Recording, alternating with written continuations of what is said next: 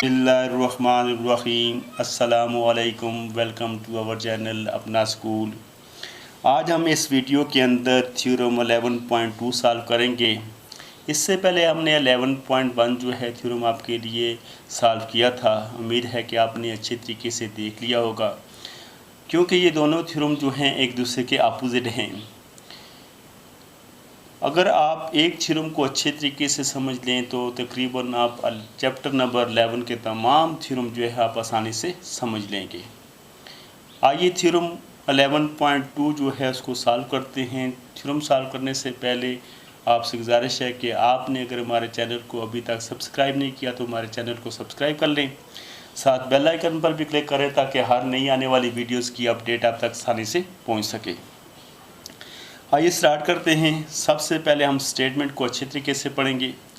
जैसे कि आपको पता है कि स्टेटमेंट के दो पार्ट होते हैं। एक हमारे पास पार्ट जो होता है वो गिवन पार्ट होता है और दूसरा हमारे पास टू प्रूफ। इफ़ वाली जो स्टेटमेंट होती है उसको हम गिवन पार्ट कहते हैं और जो देन वाली स्टेटमेंट होती है उसको हम टू प्रूफ पार्ट कहते हैं। तो आइए हम देखते हैं थ्योरम को अच्छे तरीके से। जैसा कि आपको मालूम है कि यहाँ ये जो थ्योरम है दो केस में है। केस 1 में हमारे पास 1 सर्कल और केस 2 में 2 कॉन्ग्रुएंट सर्कल। तो सबसे पहले हम स्टेटमेंट को कुछ इस तरह पढ़ेंगे कि हम 1 सर्कल पर काम कर सकें। देखें ये हमारे पास है if to code of a circle. ये ब्रैकेट्स के अंदर आपको जो स्टेटमेंट लिखी नज़र आ रही है ये 2 कॉन्ग्रुएंट सर्कल के लिए है। हम सबसे पहले एक सर्कल यानी केस 1 पर काम करेंगे, तो उसके लिए हम ये ब्रैकेट्स के अंदर जो स्टेटमेंट है उसको हम नहीं पढ़ेंगे। If two chords of a circle are equal, यानी एक सर्कल के दो कोड जो हैं वो आपस में इक्वल हैं। देन प्रूव हमने क्या करना है, देन देयर क्रॉसपोंडिंग आर्क्स, तब उनके जो क्रॉसपोंडिंग आर्क्स हैं आर कॉन्ग्रुएंट, प्रूव करना है कि उनके क्रॉसपोंडिंग आर्क्स भी आपस में कॉन्ग्रुएंट हैं। तो आइए इसी स्टेटमेंट को हम पढ़ते हुए सबसे पहले हम डायग्राम बनाएंगे। डायग्राम हम गिवन स्टेटमेंट से बनाते हैं। गिवन स्टेटमेंट में हमारे पास क्या है, if two chords of a circle are congruent, यानी एक सर्कल है और उसके दो कोड आपस में क्या हैं, कॉन्ग्रुएंट हैं। तो सबसे पहले हम एक सर्कल ड्रा करेंगे।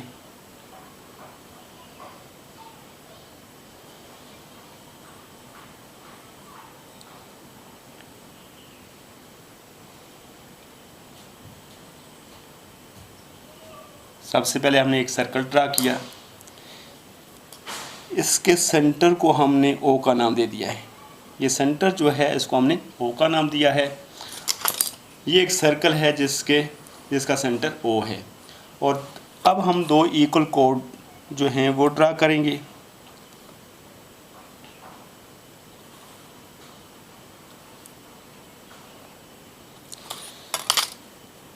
A B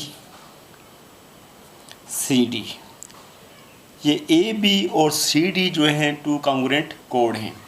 if two chords of a circle, यानी एक सर्कल के दो कोड आर इक्वल, यानी इक्वल हैं यानी कॉन्ग्रुएंट हैं, प्रूव ये करना है।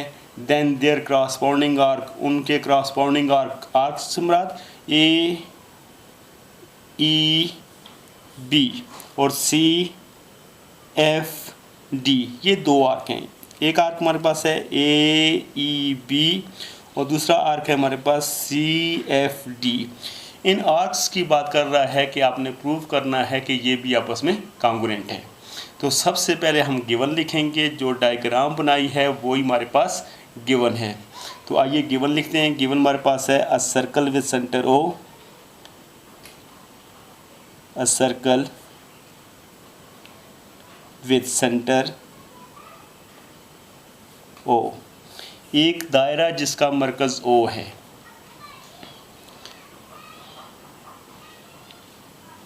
A B and C D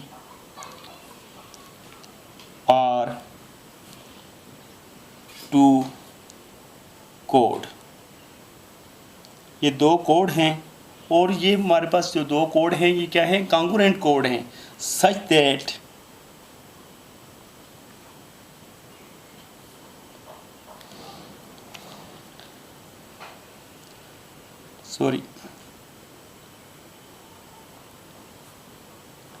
such that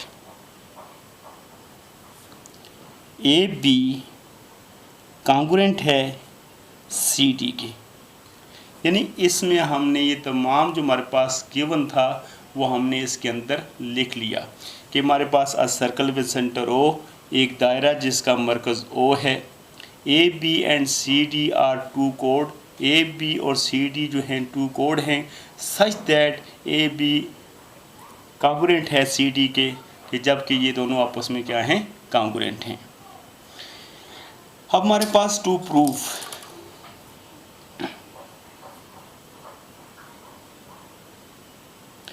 to proof क्या है हमारे पास, then their corresponding arcs are congruent, कि इन कोडों के क्रॉसपोंडिंग आर्क यानी क्रॉसपोंडिंग आर्क जो हैं उनको हमने प्रूव करना है ये भी कॉन्ग्रुएंट हैं। तो हमने ये प्रूव करना है ए ई बी आर्क्स, ए ई बी ये आर्क्स का साइन है, कॉन्ग्रुएंट है सी एफ डी आर्क के, ये हमने प्रूव करना है। अब तीसरा स्टेप है हमारे पास कंस्ट्रक्शन।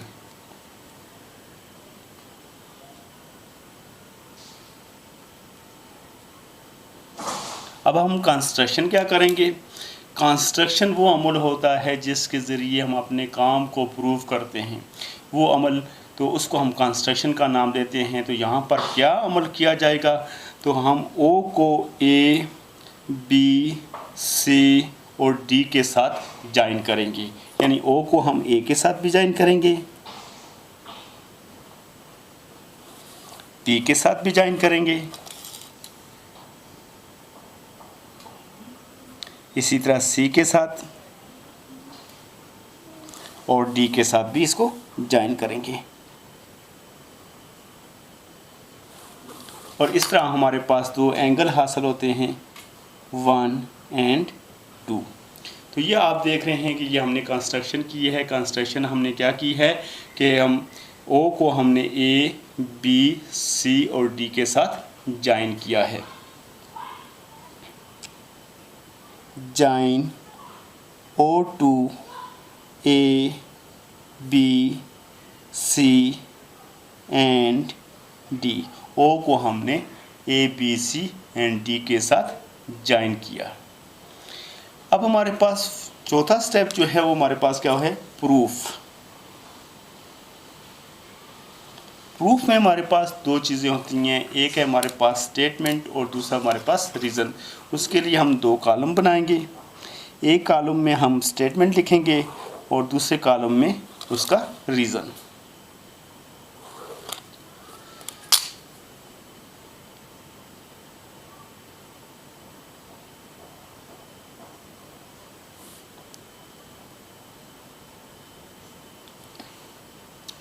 अब अपने थ्योरम को हमने प्रूव करना है, जो स्टेटमेंट हम देंगे साथ उसका रीज़न देंगे, बग़ैर रीज़न के हम कोई स्टेटमेंट नहीं दे सकते। यानी स्टेटमेंट वही होती है जिसका कोई ना कोई रीज़न हो। तो आइए थ्योरम को सॉल्व करते हैं। जो चीज़ हमने प्रूव करनी है वो हम प्रूव करके बताएंगे। अब हमारे जहन में एक बात तो आ जानी चाहिए कि हमने ये दोनों जो हैं आर्क ए ई बी और सी एफ डी जो हैं, ये दोनों आर्क जो हैं वो हमने प्रूव करने हैं कि ये दोनों आपस में कॉन्ग्रुएंट हैं।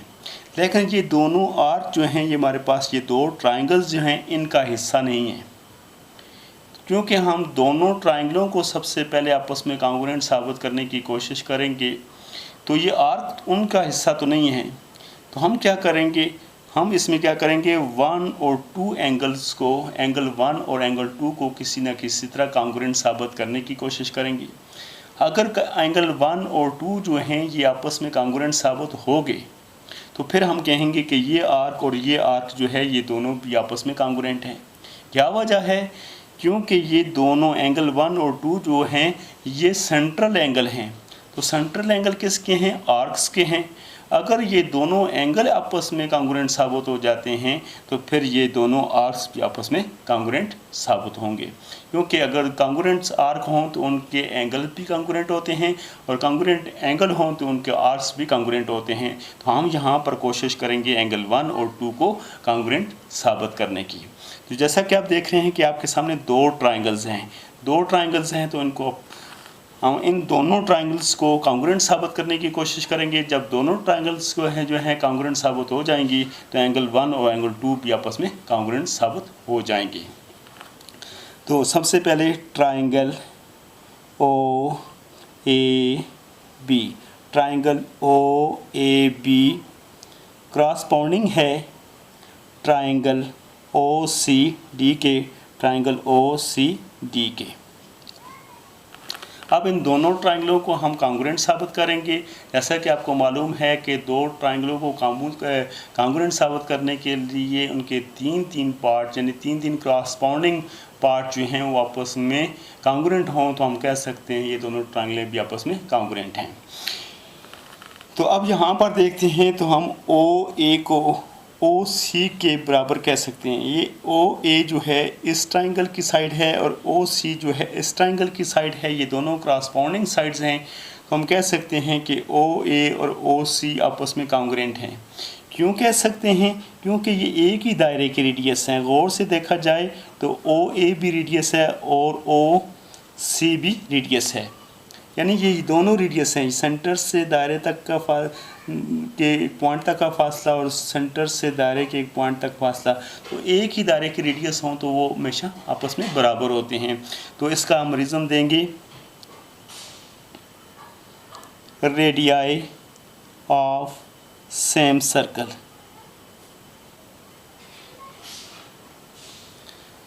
जिस तरह हमारे पास ओ ए कॉन्ग्रुएंट है ओ सी के, इसी तरह ये हमारे पास ओ बी और ओ डी भी आपस में कॉन्ग्रुएंट हैं। ओ बी कॉन्ग्रुएंट है ओ डी के। तो इसका रीज़न भी यही है क्योंकि ये भी दोनों रेडियस हैं। Radii of same circle. जैसा कि आप देख रहे हैं कि दो पार्ट दोनों ट्राइंगल्स के आपस में कॉन्ग्रुएंट साबित हो चुके हैं। एक पार्ट हमें और चाहिए। अब हमारे पास ए बी कॉन्ग्रुएंट है सी डी के, और यहाँ हम लेंगे मेजर ए बी कॉन्ग्रुएंट है मेजर सी डी के। अब इसका रीज़न क्या है? ये हमारे पास गिवन है। ये हम गिवन स्टेट में सबसे पहले हम लिख चुके हैं कि ए बी जो है कॉन्ग्रुएंट है सी डी के। स्टेटमेंट में हम पढ़ चुके हैं कि ये गिवन का हिस्सा है और ये हमें मालूम है कि ए बी और सी डी ये दोनों कोड आपस में इक्वल हैं। तो ये हमारे पास क्या है? इसका रीज़न गिवन। गिवन से मुराद मालूम। अब और से देखें तो तीन पार्ट जो हैं एक ट्राइंगल के दूसरी ट्राइंगल के साथ कॉन्ग्रुएंट साबित हो चुके हैं। तो लिहाजा हम कह सकते हैं कि ये दोनों ट्राइंगल्स भी आपस में क्या है? कॉन्ग्रुएंट्स हैं।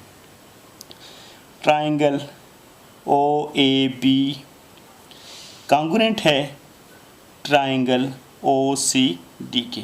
इसका रीज़न भी हम देंगे। क्या रीज़न देंगे? ये देखें, ये तीनों साइडों के पेयर और ये भी तीनों साइडों के पेयर हैं। तो हम लेंगे इस तरह side side side is equal to side side side, यानी एक ट्राइंगल के तीन साइडें और दूसरी ट्राइंगल की तीनों साइडें आपस में इक्वल हैं। तो इस वजह से ये दोनों ट्राइंगल आपस में कॉन्ग्रुएंट साबित हो चुकी हैं। जैसा कि आप पहले भी कई थ्योरम में बता चुके हैं, बार बार बताते हैं कि जब दो ट्राइंगल्स आपस में कॉन्ग्रुएंट साबित हो जाएं, क्योंकि एक ट्राइंगल के 6 पार्ट होते हैं, दूसरी ट्राइंगल के भी 6 पार्ट होते हैं। तीन पार्ट अगर उनके कॉन्ग्रुएंट साबित हो जाएं तो ट्राइंगलें कॉन्ग्रुएंट हो जाती हैं, और बाकी जो पार्ट तीन रह जाते हैं वो ऑलरेडी कॉन्ग्रुएंट साबित हो जाते हैं। तो यहाँ हम देख रहे हैं तो ये हमारे पास एंगल 1 जो है ये इस ट्राइंगल का हिस्सा है और एंगल 2 जो है इस ट्राइंगल का हिस्सा है, और ये दोनों क्रॉसपोंडिंग एंगल है। तो लिहाजा ये दोनों भी आपस में कॉन्ग्रुएंट हैं। तो इनको हम लिखेंगे मेजर एंगल 1 कॉन्ग्रुएंट है मेजर एंगल 2 के। इसका रीज़न क्या है? ये क्रॉसपोंडिंग एंगल है। किसके क्रॉसपोंडिंग एंगल है? कॉन्ग्रुएंट ट्राइंगल्स के। तो यही रीज़न है इसका, corresponding angles of congruent triangle।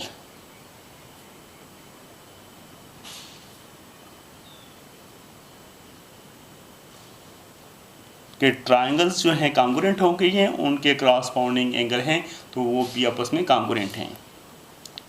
लेकिन हमें मालूम है कि मेजर एंगल 1 और 2 जो हैं ये सेंट्रल एंगल हैं,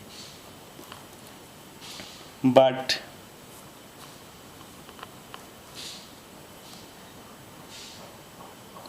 major angle 1 and major angle 2 are central angle.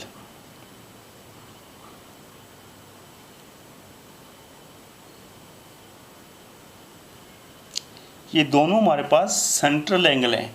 अगर ये सेंट्रल एंगल्स हैं और इक्वल्स हैं तो फिर हम कह सकते हैं दस ए ई बी आर्क्स कॉन्ग्रुएंट है सी एफ डी आर्क्स के, क्योंकि उनके सेंट्रल एंगल जो हैं वो आपस में कॉन्ग्रुएंट हैं, तो लिहाजा हम कह सकते हैं कि उनके क्रॉसपोंडिंग आर्क भी आपस में कॉन्ग्रुएंट हैं। इस तरह ये साबित हुआ कि ये दोनों आर्क्स जो हैं आपस में कॉन्ग्रुएंट है, क्योंकि उनके सेंट्रल एंगल जो है आपस में कॉन्ग्रुएंट साबित हो चुके हैं, तो उनके क्रॉसपोंडिंग कोड आर्क्स भी आपस में कॉन्ग्रुएंट होंगे। तो ये था हमारे पास केस 1। अगर आपको थ्योरम में केस 1 इजी लगे तो आपने जब भी आपके सामने क्वेश्चन आए तो आपने केस 1 में सॉल्व कर लेना है। अगर आपको केस 2 में जो है क्वेश्चन इजी लगे तो आपने उसको केस 2 में सॉल्व कर लेना है। तो अभी हम इसी थ्योरम को जो है केस 2 में सॉल्व करेंगे। तो अब स्टेटमेंट को कुछ इस तरह पढ़ेंगे, क्योंकि अब ये हमारे पास 1 सर्कल नहीं 2 सर्कल 2 कॉन्ग्रुएंट सर्कल को लेंगे। ये जैसे देखें कि इफ़ टू कोड्स ऑफ इस सर्कल को नहीं लेंगे, ब्रैकेट्स के अंदर पढ़ेंगे। If two chords of congruent circle के दो कॉन्ग्रुएंट सर्कल के 2 कोड जो हैं आर इक्वल हैं। 2 कॉन्ग्रुएंट सर्कल हैं उनके कोड भी आपस में कॉन्ग्रुएंट हैं। तो हमने प्रूव यही करना है कि उनके क्रॉसपोंडिंग आर्क्स भी आपस में कॉन्ग्रुएंट हैं। तो आइए देखते हैं केस 2 यानी 2 कॉन्ग्रुएंट सर्कल पर जो है इस थ्योरम को हम कैसे प्रूव करेंगे। सबसे पहले आपने क्या करना है, 2 कॉन्ग्रुएंट सर्कल ड्रा करने हैं। तो बिल्कुल सर्कल एक ही रेडियस के आपने ड्रा करने हैं, क्योंकि कॉन्ग्रुएंट सर्कल से मुराद ये है कि उनके रेडियस आपस में इक्वल होते हैं। जितने रेडियस का ये सर्कल खींचा है इतने ही रेडियस का हम एक और सर्कल खींचेंगे। तो ये हमने 2 सर्कल खींच लिए हैं सेम रेडियस के। एक का सेंटर जो है वो ओ है और दूसरे का सेंटर हमारे पास ओ डैश है। और इसी तरह हम अब इनके कोड जो कॉन्ग्रुएंट कोड ड्रा करेंगे।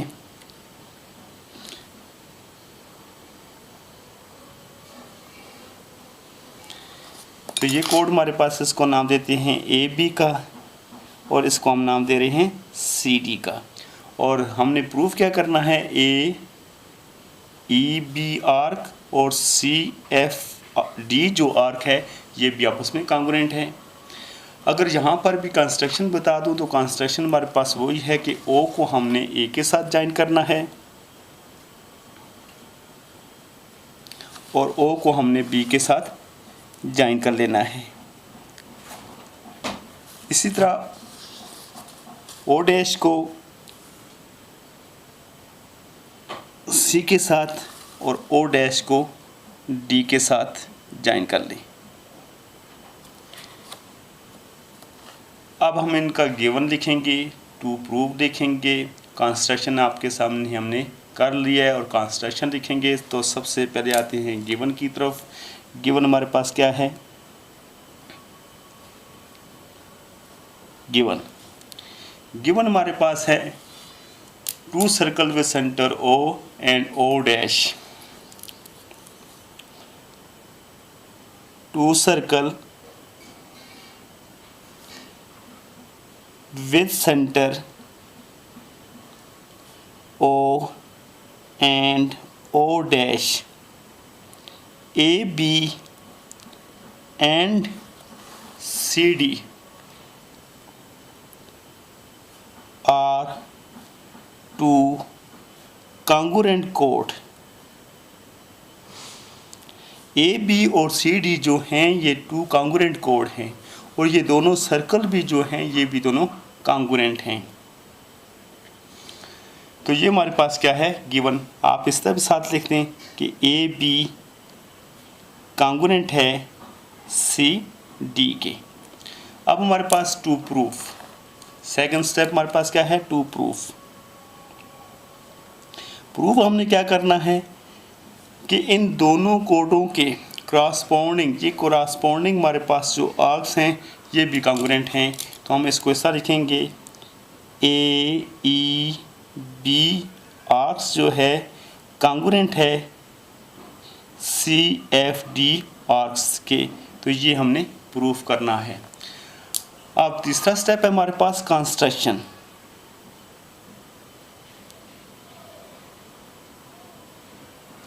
तो कंस्ट्रक्शन हमने की कि O को A और B के साथ ज्वाइन किया और O डैश को C और D के साथ ज्वाइन किया।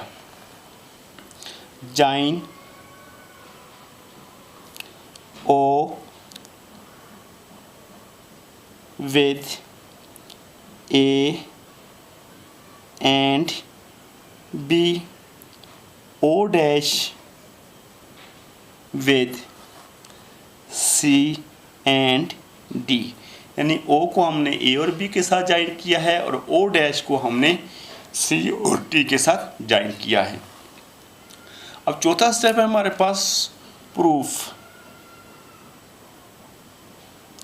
और प्रूफ में हमारे पास दो चीज़ें होती हैं, एक स्टेटमेंट और दूसरा हमारे पास उसका रीज़न। उसके लिए हम दो कॉलम ड्रा करेंगे।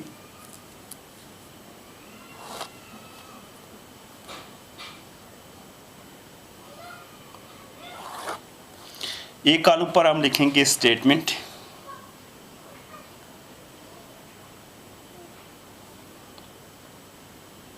और दूसरे पर लिखेंगे रीज़न। अब यहाँ पर भी वही बात, जैसे वन सर्कल पर हमने प्रूफ किया है, यहाँ पर भी हम क्या करेंगे, जैसे ये हमारे पास यहाँ एंगल 1 है और ये एंगल हमारे पास 2 है। तो यहाँ पर भी हम क्या करेंगे कि इन दोनों ट्रायंगलों को कॉन्ग्रुएंट साबित करेंगे। जब ये दोनों ट्रायंगल्स कॉन्ग्रुएंट साबित हो जाएंगी तो फिर इसका मतलब ये एंगल 1 और एंगल 2 भी आपस में कॉन्ग्रुएंट साबित हो जाएंगे। जब ये एंगल 1 और एंगल 2 जो हैं कॉन्ग्रुएंट साबित हो जाएंगे तो फिर हम कह सकते हैं कि ये दोनों आर्क्स भी आपस में कॉन्ग्रुएंट है। क्यों कि ये एंगल 1 और एंगल 2 जो हैं सेंट्रल एंगल हैं।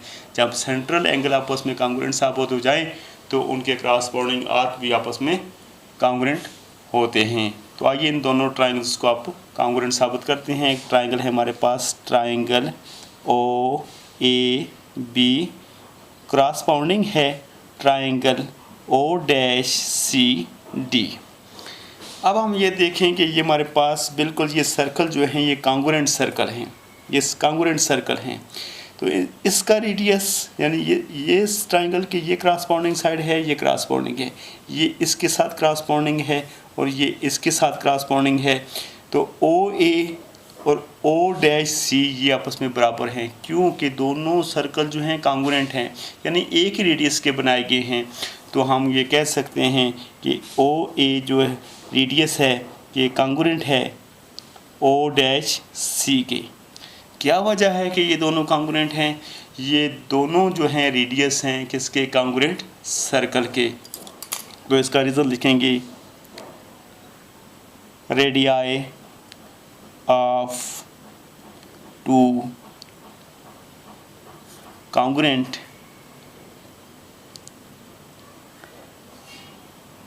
सर्कल्स।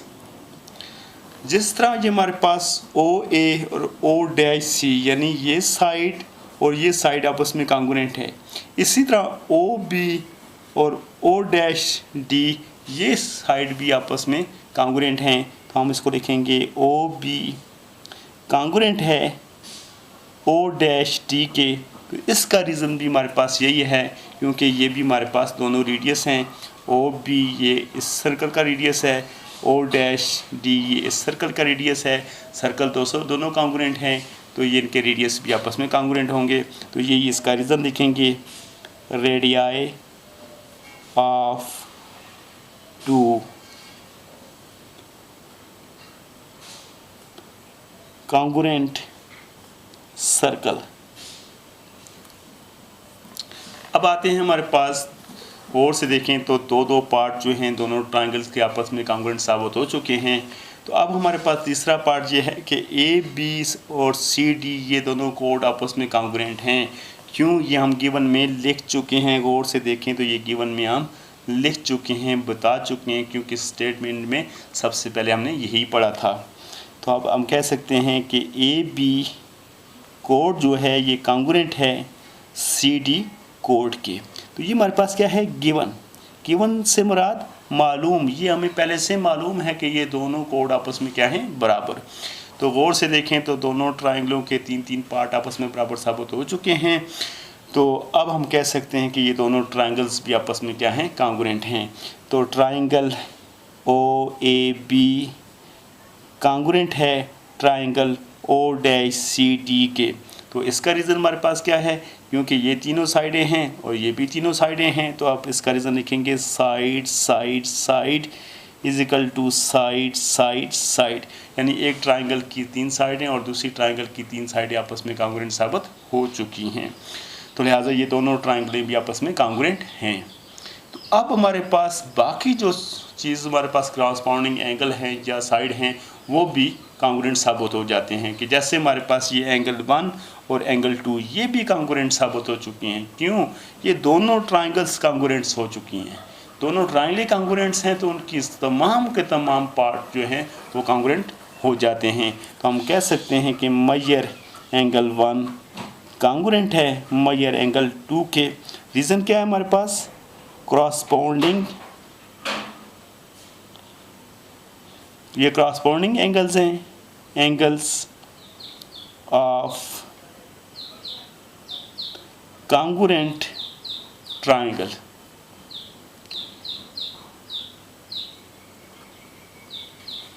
ये क्रॉसपाउंडिंग एंगल हैं किसके? कांग्रुएंट ट्रायंगल के। ट्रायंगलें कांग्रुएंट हो चुकी हैं तो उनके क्रॉसपाउंडिंग एंगल भी या साइड जो भी हैं वो आपस में कांग्रुएंट साबित हो जाते हैं। जब ये एंगल 1 और 2 आपस में कांग्रुएंट साबित हो चुके हैं तो फिर हम कह सकते हैं कि ये हमारे पास इनके आर्क्स जो हैं वो भी आपस में कांग्रुएंट हैं। यानी हम ये कह सकते हैं दस ए ई बी आर्क्स जो है ये कांग्रुएंट है सी एफ डी आर्क्स के। यानी ये दोनों आर्क्स भी जो हैं आपस में कांग्रुएंट साबित हो चुके हैं। तो ये इसका रीज़न हमारे पास क्या है? फॉर डेफिनेशन, यानी इसकी डेफिनेशन यही है कि जब किसी एक सर्कल है तो अगर उसके 2 सेंट्रल एंगल जो हैं आपस में कांग्रुएंट हैं तो उसके क्रॉसपाउंडिंग आर्क्स जो हैं आपस में कांग्रुएंट होंगे। इसी तरह 2 कांग्रुएंट जो हैं सर्कल हैं, अगर उनमें जो हैं 2 एंगल जो हैं आपस में सेंट्रल एंगल जो हैं आपस में कांग्रुएंट साबित हो जाते हैं तो उनके क्रॉसपाउंडिंग आर्क्स जो हैं आपस में कांग्रुएंट साबित हो जाते हैं। तो ये था हमारे पास थ्योरम 11.2। उम्मीद है कि आपने अच्छे तरीके से देख लिया होगा। अगर आपको ये वीडियो पसंद आई है तो इसको आपने सब्सक्राइब करना है, शेयर करना है, लाइक करना है।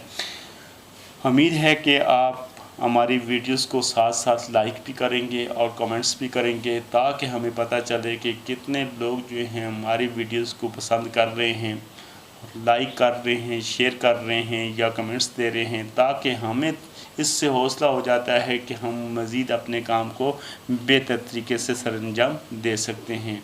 तो उम्मीद है कि आप भी इसमें हमारा साथ देंगे। अपने दोस्त अहबाब को भी साथ बताएं कि यहाँ से आप फ़ायदा उठा सकते हैं। अगर आपको ये अच्छा लगा तब जाकर दूसरे दोस्तों को भी बताएं भाई आप यहाँ से फ़ायदा